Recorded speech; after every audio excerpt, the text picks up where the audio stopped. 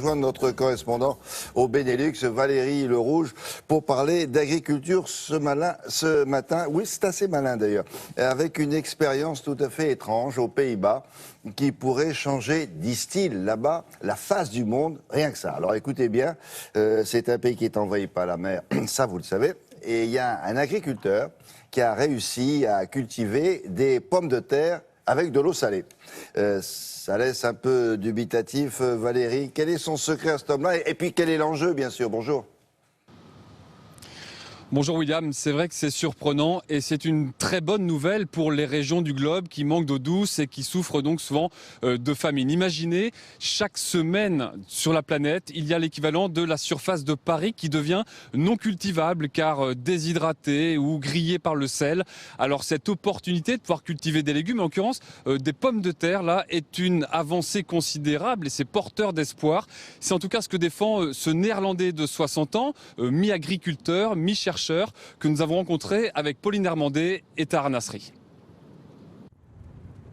L'île de Texel, battue par les vents et les embruns.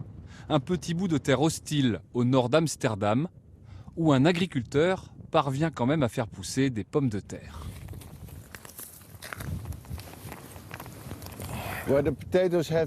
Les pommes de terre poussent dans une terre irriguée à 50% par l'eau de mer et à 50% d'eau douce.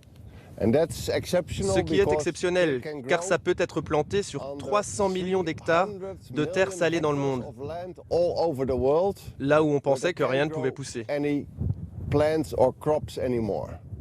Son laboratoire, c'est son champ. Ici, pas d'OGM ni de traitement chimique. Marc ne fait qu'expérimenter des espèces parfois oubliées. Certaines meurent, d'autres survivent et intéressent alors d'autres paysans, de Camargue par exemple.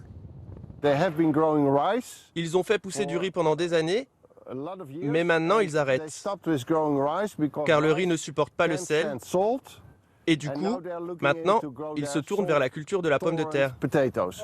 Mais l'addition aussi est un peu salée, car la productivité de son champ n'est pas la même que celle de terres irriguées à l'eau douce.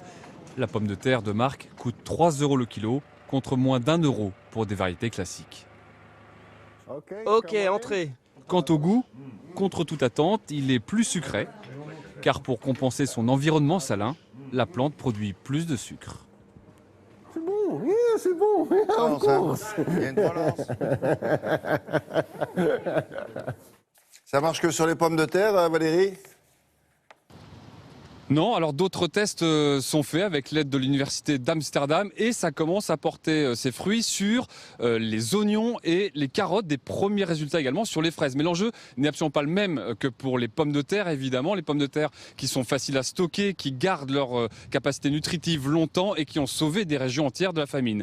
Et il y a 5000 espèces différentes de pommes de terre, ce qui permet de les croiser, de les améliorer et peut-être un jour de trouver une pomme de terre qui ne se nourrit que d'eau de mer. Merci Valérie, il n'y aura plus qu'à mettre du beurre et le tour sera joué. On passe à la